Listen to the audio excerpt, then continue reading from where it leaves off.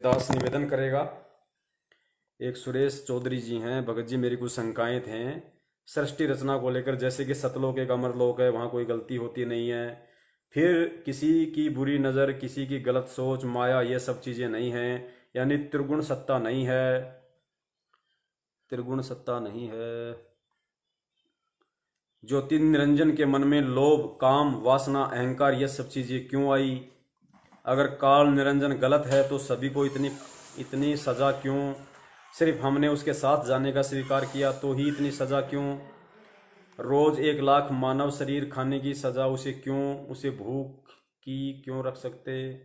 कबीर साहब कहते हैं कि रोज़ 1 लाख मानव शरीर वह खाता है और 1.25 लाख की उत्पत्ति करता है, पर यह गणित पूरा गलत है। साइंटिफिकली इस धरती पर रोज़ाना 5 लाख बच्चे पैदा होते हैं, कैलकुलेशन क्यों फेल हुआ? भगत जी, ये बहुत ही छोटे छोटे सवाल हैं, बहुत ही नॉर्मल सी ये बातें हैं।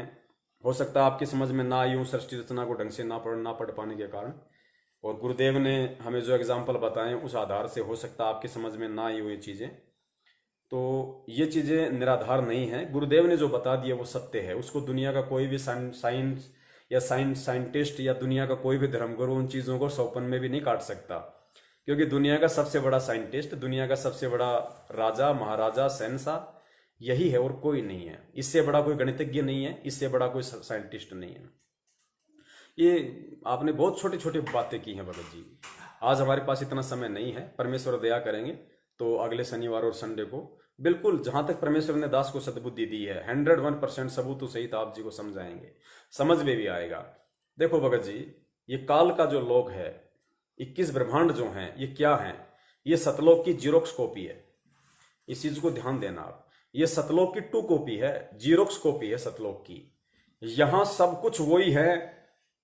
अब एक बात बताइए, आज इस काल के लोक में मन है, त्रिगुण माया भी है, यहाँ पे अहंकार भी है, काम भी है, क्रोध भी है, पांचों पांचों यहाँ पे तत्व भी हैं, तीन तीन गुण भी हैं, यहाँ पे सब कुछ है ना।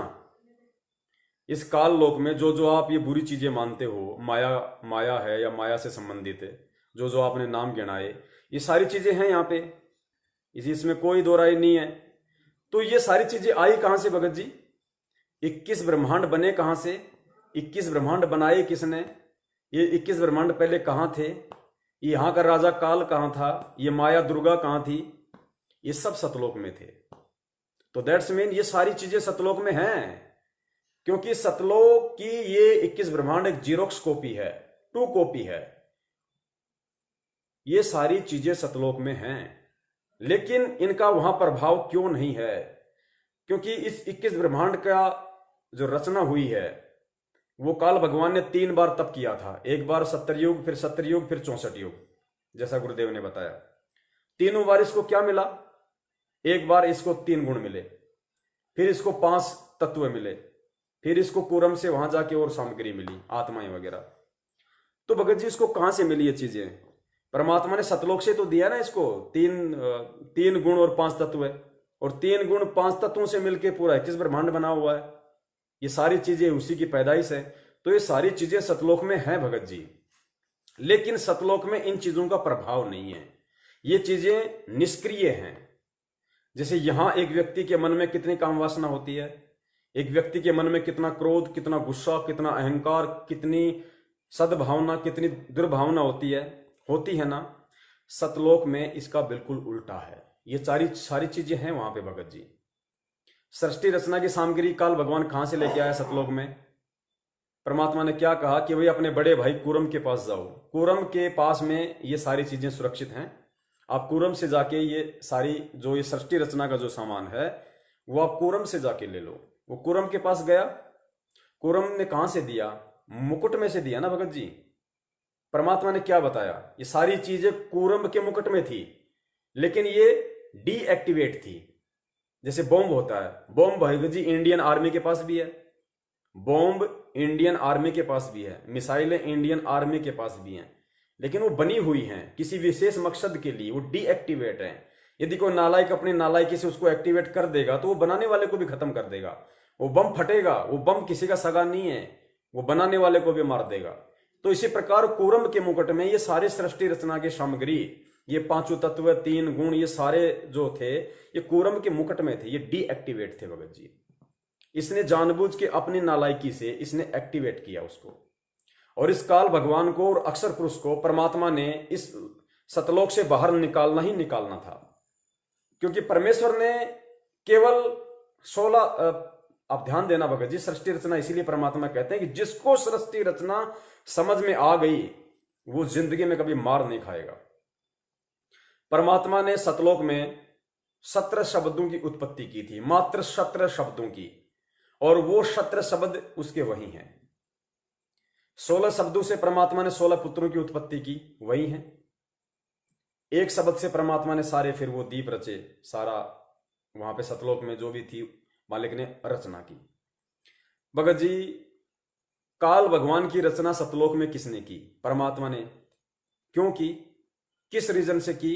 क्योंकि जब परमेश्वर ने अचिंत को सृष्टि रचना का भार सौंपा तो अचिंत ने अपनी नालायकी से सृष्टि रचना के लिए अक्षर पुरुष की उत्पत्ति की। अचिंत ने शब्द उच्चारित किया, अपने शब्द से अचिंत ने अक्षर पुरुष की उत्पत्ति की। तो वो काम सफल तो होना ही नहीं था सृष्टि रचना का। वो जाके मानसरोवर में सो गया। उसको उठाने के लिए फिर परमेश्वर ने अंडे से काल की उत्पत्ति की अपने शब्द से, उसको नीचे भेजा। अब वो किसकी उत्पत्ति थी भगत जी? गुस्सा किसको आया? गुस्सा वहां पे अक्षर पुरुष को आया था। जब वो नीचे सो रहा था और अंडा जब नीचे गया गड़गड़ गड़गड़ करता हुआ, उसकी निंद्रा भंग हुई, तो परमात्मा ने क्या बताया? कच्ची नींद में जैसे आदमी उठता है तो उसको गुस्सा आता है। तो ये चीज वहां की देन है। वो परमात्मा ने उत्पत्ति नहीं की थी अक्षर पुरुष की, अचिंत ने उत्पत्ति की थी। तो वो बिगाड़ खाता होना था। वो बिगाड़ खाता हुआ तो परमात्मा ने उसको वहां से बाहर निकालना ही निकालना था।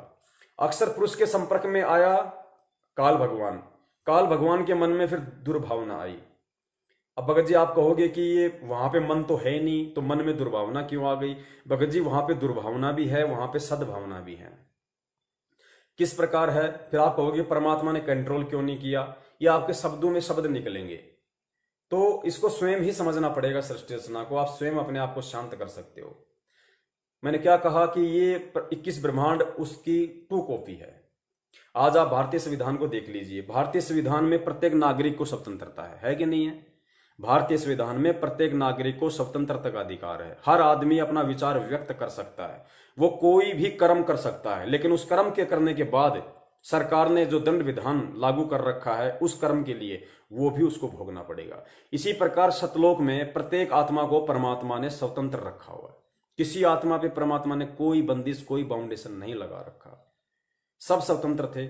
हम स्वतंत्र थे तभी तो हम काल के ऊपर आस्था कर बैठे। हम स्वतंत्र थे तभी तो हमने उस परमात्मा के वहां पे हाथ खड़ा कर दिया कि मैं भी जाऊंगा, मैं भी जाऊंगा।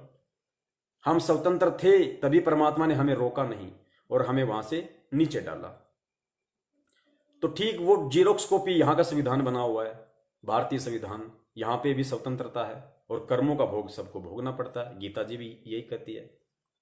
तो इसने अपनी नालायकी से भगत जी, इसने अपने बड़े भाई के साथ में इसने बदतमीजी की, इसने बुरा बर्ताव किया।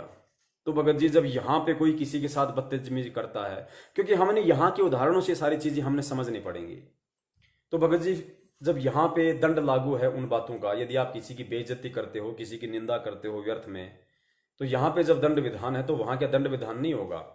वहां पे उस आत्मा का फिर कोई रहने का कोई औचित्य नहीं है। दूसरी बात, वहां पे सारी चीजें हैं भगत जी। मन का वास भी है, वहां पे तीनों गुण भी हैं, काम क्रोध ये मोह लोभ सब है वहां पे भगत जी। वासना भी है, सारी चीजें हैं, तभी तो काल के मन में हुई। कैसे हैं? जैसे भगत जी एक 2 साल का बच्चा होता है, उसको भी सुसु होती है। सुसु मतलब उसको भी जनेंद्री है, उसको भी पुरुष इंद्री है 2 साल के बच्चे को भी। और पुरुष इंद्री एक 30 साल के या 40 साल के व्यक्ति के भी है। लेकिन उस 2 साल के बच्चे में और उस 30 साल के व्यक्ति में उस इंद्री को लेकर, उस वासना को लेकर रात दिन का अंतर है। उस बच्चे के मन में जरा भी, चाहे वो अपनी माता के साथ, चाहे वो नंगा सोए, चाहे माता उसके साथ में, चाहे वो नहाए, चाहे बाथरूम में, या माता चाहे उसको नहलाए नंगा करके, भगत जी उस बच्चे के मन में माता बहन, अपने किसी आड़ोसी पड़ोसी, किसी भी अन्य स्त्री के लिए मन में तनिक भी, पुरुष इंद्री होते हुए भी तनिक भी वासना उसके मन में आती नहीं, दूर दूर तक कोई रिश्ता नहीं, उसका सोच भी नहीं होती है।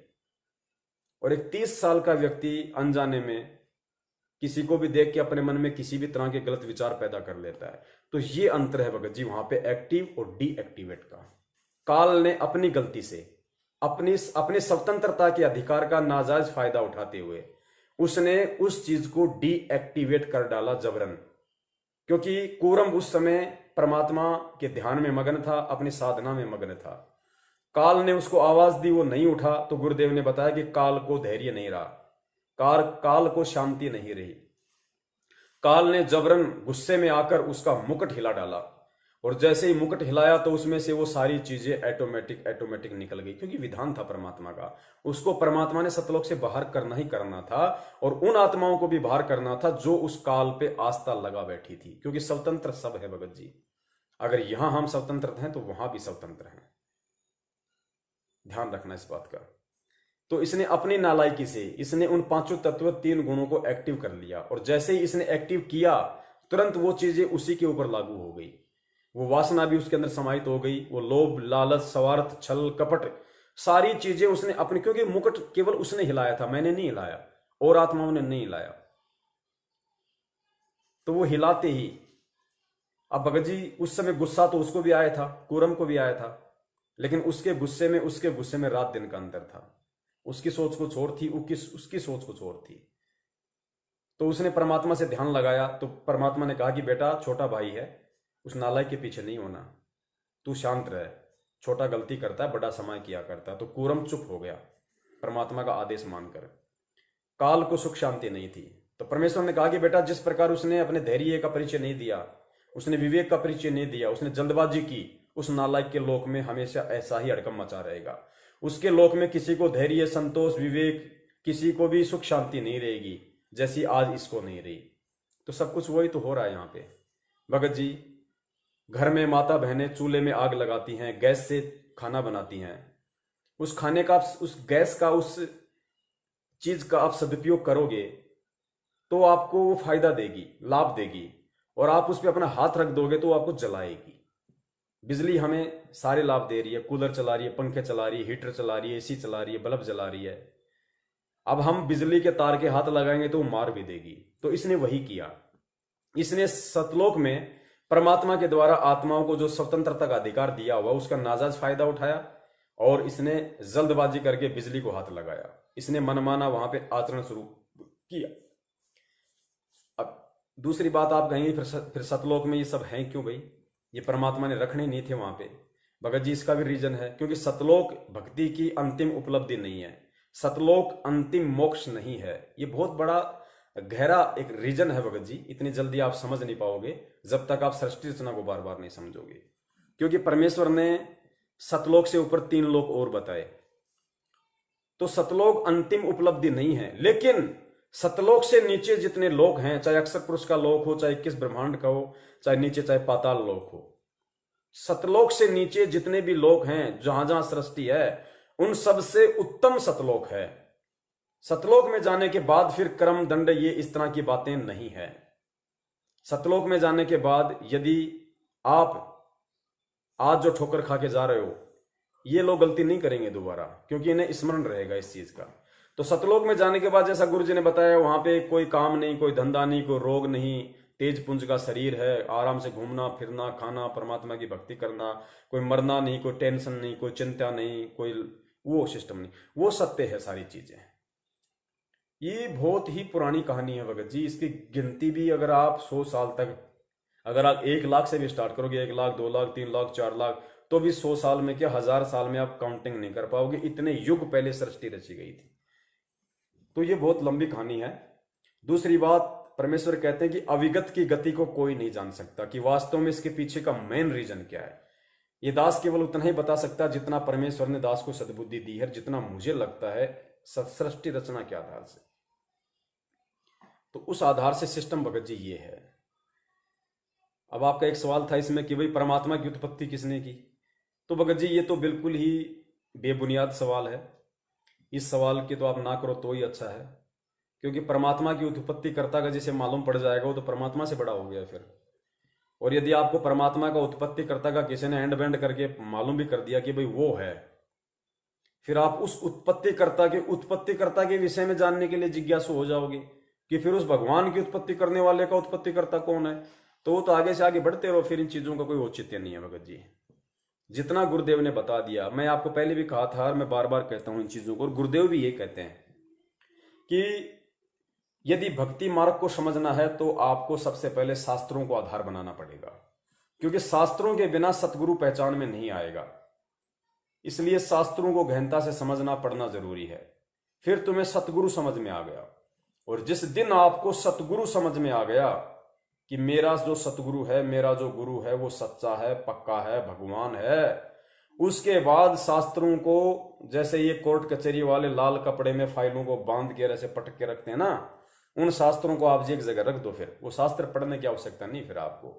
फिर आपका असली शास्त्र, आपका असली शस्त्र, आपका असली अस्त्र, इस भक्ति का आधार, इस भक्ति की श्वास, इस भक्ति का प्राण, इस भक्ति का मार्गदर्शक केवल आपका सतगुरु है। फिर सतगुरु जो शब्द अपने मुख से निकाल दे आपके लिए, जो आदेशित कर दे, जो निर्देशित कर दे, वो आपके लिए लोहे की लकीर हो जानी चाहिए, लोह की लकीर, पत्थर की लकीर हो जानी चाहिए। शास्त्र कहीं ना कहीं झूठ बोल सकते हैं, शास्त्र कहीं ना कहीं गलत निर्देशित कर सकते हैं, सतगुरु आपको गलत निर्देशित नहीं करेगा, क्योंकि शास्त्रों में मिलावट हो सकती है, सतगुरु के वचनों में मिलावट नहीं हो सकती। इसलिए अब सतलोक में क्या था, सतलोक में क्या नहीं था, काल के मन में ये क्यों आया, दुर्गा के प्रति बुरी भावना क्यों बैठी है, उसने तप क्यों किया, हम उनके पीछे क्यों लगे, छोटी सी गलती की सजा हमारे को भगवान ने क्यों दी, काल को ये खाने का श्राप क्यों दिया। भगत जी, सृष्टि रचना अभी आपने ढंग से नहीं सुनी। एक बार नहीं, 10 बार नहीं, 50 बार पढ़ने सुनने की भी जरूरत पड़े तो पढ़ो, पढ़नी पड़ेगी भगत जी।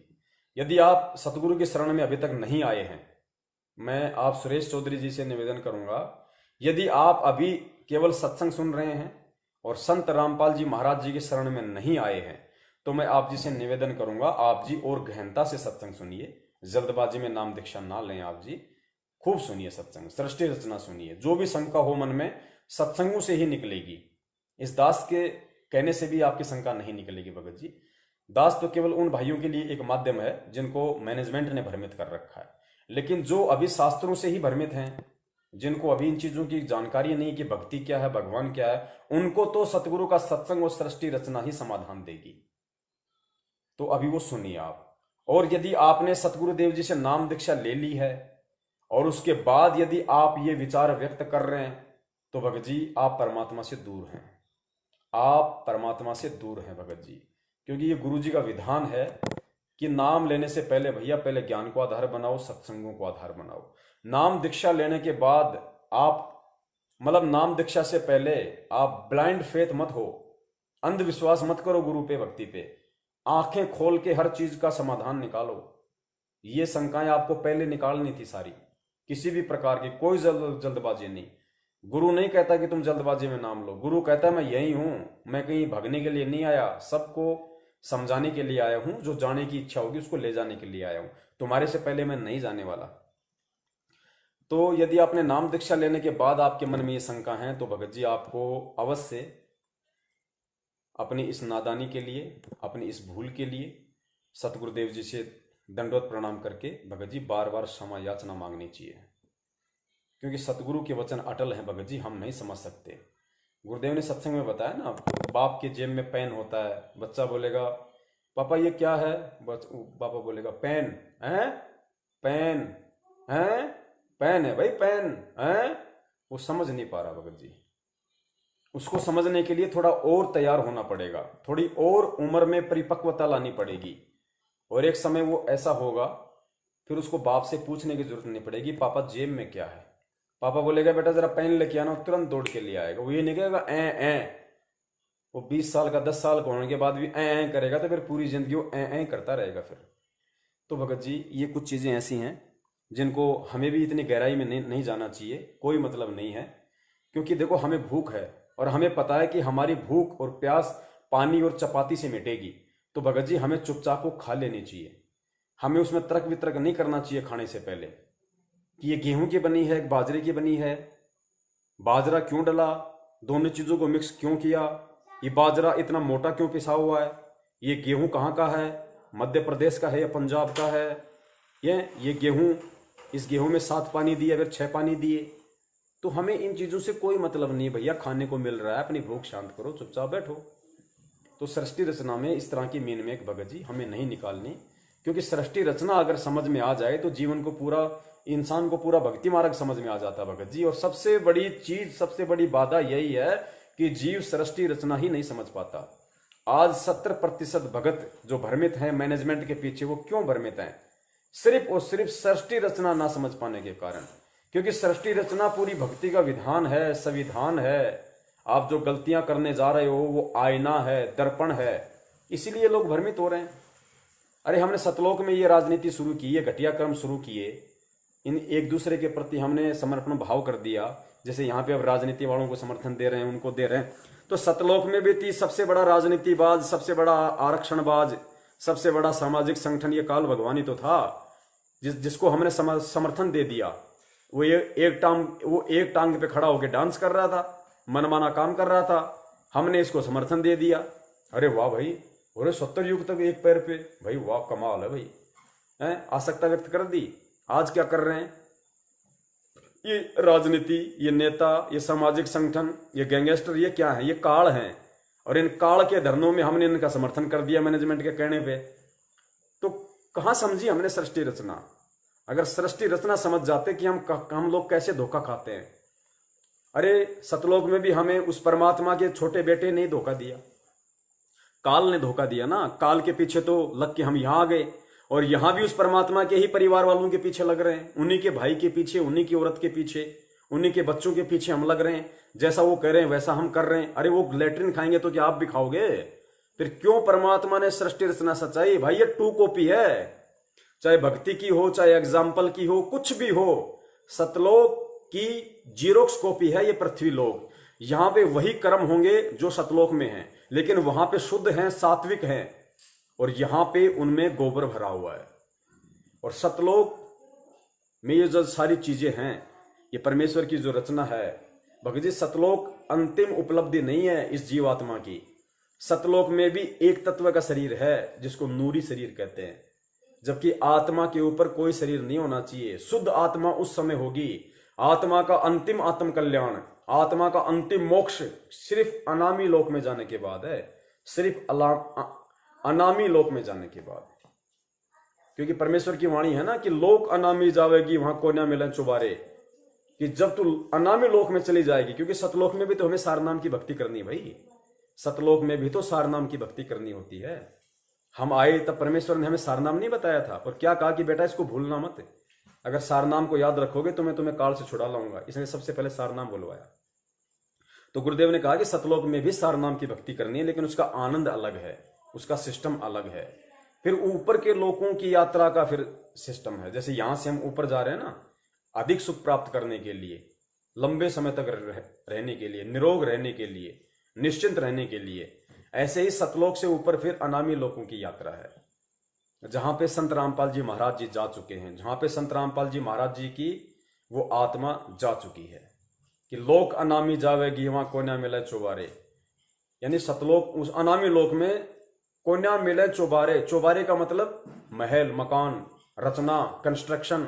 यानी उस अनामी लोक में जब आत्मा चली जाएगी, जहां पे परमात्मा रहता है सिंगल, जहां परमात्मा ने सर्वप्रथम एक अनामी लोक की रचना की, फिर परमात्मा वहां पे अकेला रहा करता था, गुरुदेव ने बताया ना, वो अनामी लोक अंतिम लोक है। तो कहते हैं लोक अनामी जावेगी, हे आत्मा जब तू अनामी लोक में चली जाएगी तो वहां कोन्या मिलन चौबारे। वहां पे सतलोक की तरह सृष्टि नहीं है, यहाँ पे पेड़ पौधे, माँ बेटा, भाई बहन, वो नहीं है वहां पे। तो कहते हैं लोक अनामी जावेगी वहां कोन्या मिलन चौबारे, आत्मा और परमात्मा वहां ना ही रहते न्यारे। यानी इस अनामी लोक में आत्मा और परमात्मा का अलग अलग अस्तित्व नहीं है। और सतलोक में आत्मा अलग है, परमात्मा अलग है। आत्मा का अस्तित्व अलग है, परमात्मा का अस्तित्व अलग है। आत्मा अपने परिवार के साथ रहती है, परमात्मा सिंहासन पे अलग रहता है। तो सतलोक में आत्मा के ऊपर नूरी शरीर है, अनामी लोक में नूरी शरीर भी हट जाएगा। आत्मा को परमात्मा ने जिस शब्द से सर्जन किया था, उत्पत्ति की थी, उस कबीर परमेश्वर ने इस आत्मा का जिस शब्द से उत्पत्ति की थी, उसी शब्द में वो शब्द स्वरूपी परमात्मा उस अपनी आत्मा को वापस संभालेगा अनामी लोक में। यानी परमात्मा अपने अंतःकरण में, अपने हृदय में, जहां से परमेश्वर ने, क्योंकि कहते हैं ना कि आत्मा परमात्मा का अंश है, उस अंश को परमात्मा अनामी लोक में ले जाकर वापस अपने शब्द में समा लेता है, जहां से परमात्मा ने कभी किसी करोड़ों असंख्यों जन्मों युगों पहले जब सतलोक में उत्पत्ति की थी, सृष्टि रचना की थी, उस समय परमेश्वर ने अपने जिस शब्द से आत्मा की उत्पत्ति की थी, उसी शब्द में परमात्मा अनामी लोक में ले जाकर आत्मा को अपने उसी शब्द में वापस समाहित कर लेता है। यानी अनामी लोक में जाने के बाद फिर इस आत्मा का सदा सदा के लिए झंझट मिट जाता है, अस्तित्व खत्म हो जाता है आत्मा का। ये आत्मा फिर ना कभी मरती ना जन्मती, फिर सब इसका फिनिश हो जाता है सब कुछ। आत्मा थी नहीं, फिर सर्जन ही खत्म। वो अंतिम उपलब्धि है। फिर कहते रामपाल प्रीतम प्यारे की आत्मा वहां पूर्ण आनंद ले रही, सांच कहूं ना झूठ रतीबर बात मान ले मेरी। तो ये सतलोक तो नीचे की कैटेगरी है, फोर्थ क्लास है भाई। सतलोक तो उन लोकों की तुलना में फोर्थ क्लास है, क्योंकि चौथा लोक है सतलोक, फिर अलख लोक, फिर अगम लोक, फिर अनामी लोक, जिसको अकलोक भी कहते हैं। तो सतलोक तो फोर्थ क्लास है। जैसे हम ट्रेन में जाते हैं, एसी आती है, सेकंड एसी, थर्ड एसी, फिर स्लीपर आता है, फिर जनरल आता है।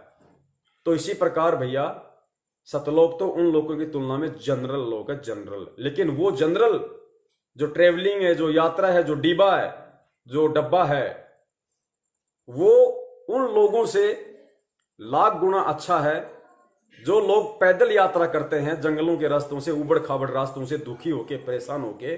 उन लोगों की तुलना में वो जनरल बोगी लाख गुना अच्छी है, जो सुरक्षित सीट पे बैठाकर चंद ही समय में इंसान को अपने गंतव्य स्थान तक पहुंचा देती है। इतना फर्क है।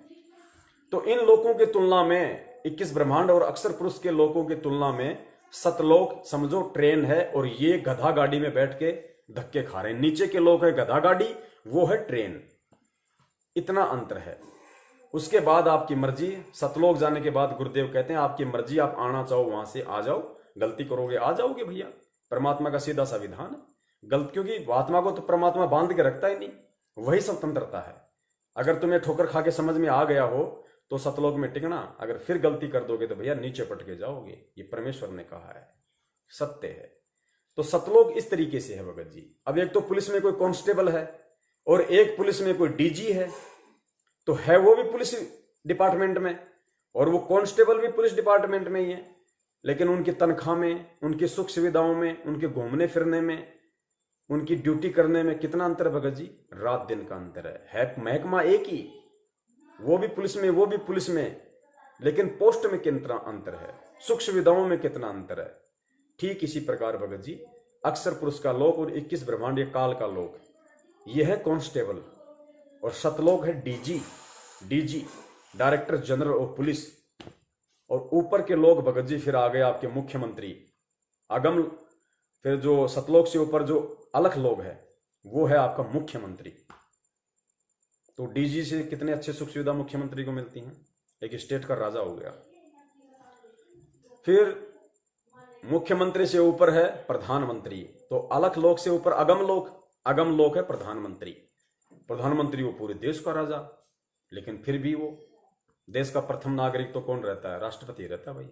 तो प्रधानमंत्री से ऊपर राष्ट्रपति, अलख लोक से, अगम लोक से ऊपर अनामी लोक जो अंतिम, और इधर राष्ट्रपति अंतिम। राष्ट्रपति से ऊपर फिर कोई पद नहीं, कोई पोस्ट नहीं, वो भारत का प्रथम नागरिक होता है। और वही वो प्रथम नागरिक है जो अगर सुप्रीम कोर्ट में चला जाए तो सुप्रीम कोर्ट का न्यायाधीश भी अपनी चेयर छोड़ के खड़ा हो जाता है। इसी प्रकार हमें इन एग्जाम्पलों को समझ के भगत जी ऊपर की रचनाओं को समझना होगा, तभी हम ये चीजें समझ में आएंगी, तभी हम टिक पाएंगे बड़े भैया। वरना सतलोक में क्या है, सतलोक में क्या नहीं है, वो तो गुरुदेव ने भी बताया। अरे ये बात को नई थोड़ी है। परमात्मा ने असंख्यों बार सृष्टि रचना सुनाई कि भाई वो अंडा पानी में गया, उसको क्रोध आया। तो क्या परमात्मा को नहीं पता था कि जब आज मैं इनको ये बात कह रहा हूं कि भाई इसको क्रोध आया, तो बच्चों के मन में क्या सवाल खड़े नहीं होंगे? फिर वो उसने वो कूरम के पास गया, उसने जल्दबाजी में हड़बड़ाहट में गुस्से में आके कूरम का मुकुट हलाया। कूरम को भी गुस्सा आया, उसको भी गुस्सा आया। तो गुस्सा क्या है? तमोगुण। गुस्सा हो गया तमोगुण। तो क्या गुरु जी को नहीं पता था कि आगे चल के इन आत्माओं के मन में शंका पैदा होगी कि उसमें तमोगुण क्यों आया? फिर काल के ऊपर आस्था, भाई काल के मन में क्यों आया तप करने की? फिर सतलोक में मन कहां से आ गया? फिर वो दुर्गा के प्रति उसकी बलात्कार करने की भावना कि भाई सतलोक में ये मन में ऐसी बकवाद कहां से आ गई? भगत जी क्या परमात्मा को नहीं पता था इन सब बातों का, सतगुरु रामपाल जी महाराज जी का? लेकिन परमात्मा ने यह कभी नहीं सोचा था कि इस तरह का इतना निर्मल, जो आज से पहले ये ज्ञान नहीं इस पृथ्वी पे शास्त्रों ने किसी ने प्रमाणित नहीं किया, और इतना ज्ञान सुनने के बाद, मेरे इतना सब कुछ समझने के बाद भी ये मेरी ही सृष्टि रचना में मीन निकालेंगे। भगत जी उससे बड़ा अपराधी मैं समझता हूं शायद ही को दुनिया में होगा। उस परमेश्वर को इन सब बातों का पता था भगत जी, पता भी है। लेकिन यहां परमात्मा चाहता तो वो भी बता देता, लेकिन वो फिर विश्वास भी तो देखता भगत जी, समर्पण भाव भी तो देखता है। भगत जी हमें यदि अपनी माँ के विषय में कोई कहे कि तेरी माँ यार शादी से पहले ऐसे ऐसी थी, पीहर में इतने लोगों के साथ इसके शारीरिक संबंध थे, ऐसे ऐसे कुकर्म करती थी। भगत जी हम अपनी माँ से सवाल करते हैं, हमने कभी अपने जीवन में क्या? पहली बात तो यदि कोई व्यक्ति अपने मामा के गांव का या अन्य कोई व्यक्ति हमें अपनी माँ के विषय में ये कहे कि तेरी माँ ऐसी थी, तेरी माँ वैसी थी, तो भगत जी हम उन चीजों को यहाँ पे नहीं लेते। हमें गुस्सा आ जाता आदमी की, हम गर्दन पकड़ लेते कि नालायक, तूने मेरी माँ के विषय में बोला कैसे? ठीक, वो सही बोल रहा होगा, लेकिन बेटे की मैं भावना बता रहा हूँ, श्रद्धा बता रहा हूँ, विश्वास और लगन बता रहा हूँ भगत जी। वो अपनी माँ के खिलाफ एक शब्द सुनने को तैयार नहीं होगा अगर असली बेटा होगा तो। और यदि कोई बोल रहा है और यदि वो बच्चा सामना करने में सक्षम नहीं है, तो वो बच्चा अपनी माँ से कभी जिंदगी में सवाल नहीं करेगा। वो बच्चा अपने बड़े भाई से या अपने बाप से कभी जिंदगी में सवाल नहीं करेगा कि मेरी माँ के विषय में लोग ऐसा बोल रहे थे। तो वो बेटा है, बेटा, सुपुत्र बोलते उसको। और भगत जी भक्ति मार्ग, ये सतगुरु तो भगत जी उस माँ से भी असंख्य गुणा ज्यादा सम्माननीय, पूजनीय, आदरणीय माता है। ये हमारी असली माता है। ये माताएं तो हमारी लाखों करोड़ों गई। गधे बनेंगे माँ मिलेगी, कुत्ते बनेंगे माँ मिलेगी, सुअर बनेंगे माँ मिलेगी। आज माँ मिली हुई है, कल मिल जाएगी, पहले भी थी, लेकिन ये सतगुरु रूपी माँ नहीं मिलेगी। ये बड़ी मुश्किल से मिली है। और इस माँ पे संदेह करना, इस माँ के जीवन पे संदेह करना, इस माँ के द्वारा बताए गए अपने विषय में शब्दों पे संदेह करना, आप समझ सकते हैं भगत जी कितने बड़े हम दोषी हो जाएंगे इस मार्ग में। क्योंकि यहाँ काल बहुत बड़ी शक्ति है, वो नहीं चाहेगा कि हम भक्ति करें। ये फालतू की जिज्ञासाएं, फालतू के सवाल हैं भगत जी। काल हमें किसी न किसी तरीके से गुरुदेव ने यही तो बताया। गुरुदेव ने नानक जी के बारे में क्या बताया कि नानक जी कहते थे कि साध मिले साड़ी शादी होंदी, बिछड़ जा दिलगिरी वे, अख दे नानक सुनो जिहाना, मुश्किल हाल फकीरी वे। कि साध मिले साड़ी शादी होंदी, शादी कहते हैं खुशी को बताया गुरुदेव ने। खुशी कि जब भगत लोग मिलते हैं, साधु लोग आते हैं तो मुझे खुशी होती है। और विछड़ जा दिलगिरी वे, जब वो चले जाते हैं तो मुझे बड़ा दुख होता है। अख दे नानक सुनो जिहाना, मुश्किल हाल फकीरी वे, कि भक्ति करना और करवाना बड़ा मुश्किल है। क्यों? क्योंकि ये भगत यहाँ आए हैं, मैं इनको ज्ञान समझा रहा हूँ, मेरी बातें इनको अच्छी लग रही हैं, ये भक्ति से जुड़ रहे हैं, भगवान की जानकारी प्राप्त कर रहे हैं। और जैसे ही आश्रम से जाएंगे, मेरे यहाँ से नानक जी कह रहे हैं कि इनको जगत में लोग भ्रमित करने वाले मिलेंगे, तरह तरह के लोग इनके मन में फालतू का गोबर भरने वाले मिलेंगे। तो कहीं ऐसा ना हो कि ये उनके प्रभाव में आ जाए और ये सत्संग में आना छोड़ दे, ये भक्ति करना छोड़ दे। इसलिए नानक जी के जो ये हाल था, ये परमात्मा ने शब्दों में व्यक्त किया है। तो भक्त जी इस तरह की जब हम बातें करते भी हैं, ये बहुत सारे पंथ वाले आजकल ये मदन पंथ वाले हैं, ये सीधे काल के एजेंट है भगत जी। अन्य कोई पंथ वाला है, ये सीधे काल के एजेंट है। इनका मकसद कुछ नहीं है भगत जी, इनका मकसद सिर्फ और सिर्फ काल ने यही देकर भेजा है कि बच्चों, मेरे दूतों, मेरे कुत्तों, तुम नीचे जाओ और संत रामपाल जी महाराज ने एक यथार्थ कबीर पंथ चला रखा है, उसमें गंदगी फैलाओ।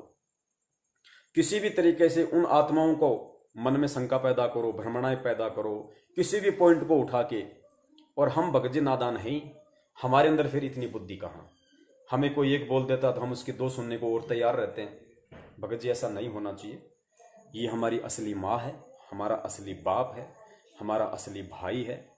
आज से पहले गुरु सतगुरु भगवान को लेके जितने भी गाने, सत्संग, भजन, कहानियाँ, जितने भी चीज़ें हैं वो केवल इस भगवान के लिए हैं भगत जी। वो सारी कहानियाँ इस भगवान के लिए बनी हैं, सारे एग्जाम्पल इस भगवान पे विश्वास पैदा करने के लिए बने हैं। तो हमने भगत जी सतगुरु की शरण से पहले जितना सब कुछ इंक्वायरी करनी है कर लो, उससे नाराज नहीं है गुरु। शरण में आने के बाद यदि आपने इंक्वायरी करनी शुरू कर दी फिर परमात्मा दूर हो जाएगा भगत जी, क्योंकि मन में दोष आ जाएगा, जाहिर सी बात है, विश्वास नहीं रह जाता। तो जब विश्वास ही नहीं है तो फिर परमात्मा साथ में कहाँ आएगा भगत जी। तो इतनी सी बात है और परमेश्वर दया करें। हम सभी भाई बहन सतगुरु रामपाल जी महाराज जी की असीम अनुकंपा से इसी तरह सप्ताह में 2 दिन शनिवार और रविवार को रात्रि 8:30 से 10:30 बजे या जैसा भी परमेश्वर टाइम दें, हम साथ संगति करते रहें। अपने मन के भाव, अपने मन की बातें, अपने मन के विचार, अपने मन के अनुभव एक दूसरे भगत भाई से शेयर करते रहें। हमारे अंदर दृढ़ता बनी रहेगी। जब तक हमारे पिताजी बाहर नहीं आते हैं तब तक हम भक्ति पे टिके रहेंगे। परमात्मा की ही रजा से, उन्हीं की सत्प्रेरणा से सब कुछ हो रहा है। और विरोध करने वाले भी भगत जी हजारों की संख्या में हैं। खुद काल एजेंट सतलोक आश्रम मैनेजमेंट आप और हमारा सबसे बड़ा विरोधी है। शंका समाधान चैनल यूट्यूब पे तो उन्होंने 2-3 स्ट्राइक लगवा दी हैं, हो सकता है वो बंद हो जाएगा, लेकिन फेसबुक पे उनका कोई जोर नहीं चल सकता भगत जी। फेसबुक पे वो स्ट्राइक नहीं लगवा सकते, फेसबुक पे वो कुछ नहीं कर सकते। तो इसीलिए हमें परमात्मा ने फेसबुक का एक माध्यम दिया और बहुत अच्छा प्रभाव भगत समाज पे वर्तमान में पड़ रहा है, जिसकी मैं कल्पना नहीं कर सकता था। धन्य हैं वो आत्माएं जिनको परमेश्वर ने निमित्त बनाया, दास को ये संदेशा दिलवाया कि भगत जी फेसबुक पे लाइव आने का विचार करो। भगत समाज को इस समय अति आवश्यकता है एक रास्ता दिखाने की, एक रास्ता चुनने की। तो परमेश्वर जिसे चाहें, जिसे निमित्त बनाएं, जिसके माध्यम से अपना काम करवाएं, उनका काम है। हम सेवक हैं, हमारा काम केवल सेवा करने का है। हम निष्काम भाव से, छल कपट रहित, हम अपने भगत भाइयों की सेवा में सतगुरु की प्रेरणा से इसी तरह हाजिर होते रहेंगे जब तक गुरुदेव हिसार जेल से नहीं आ जाते हैं। और जब गुरुदेव हिसार जेल से आ जाएंगे उसके बाद फिर गुरुदेव की मर्जी, हम उनसे प्रार्थना करेंगे, गुरुजी हमें आदेश देंगे तो हम इसी तरीके से लगातार साथ संगति को जारी रखेंगे। और गुरुदेव कहेंगे कि बेटा कोई दिक्कत नहीं, अब मैं आ गया, बैठ के अपनी भक्ति करो, अपना काम धंधा करो। तो जैसा गुरुदेव कहेंगे हम वैसा करेंगे। हम तो गुरुदेव के कुत्ते हैं, हम तो उनके गुलाम हैं भाई। वो जैसा कहेंगे, जैसा इशारा करेंगे, हम तो वो चाहे आंखों से इशारा करें, चाहे जुबान से इशारा करें, हम तो इशारों के गुलाम हैं, हमें वैसा ही करना है। सत साहिब जय हो। बंदी छोड़ की, बंदी छोड़ सतगुरु रामपाल जी महाराज की जय। सत साहिब। भाई जो गुरु बचन पे डट गे रे कट गे फंद 84 के। भाई जो गुरु बचन पे डट गे रे कट गे फंद 84 के।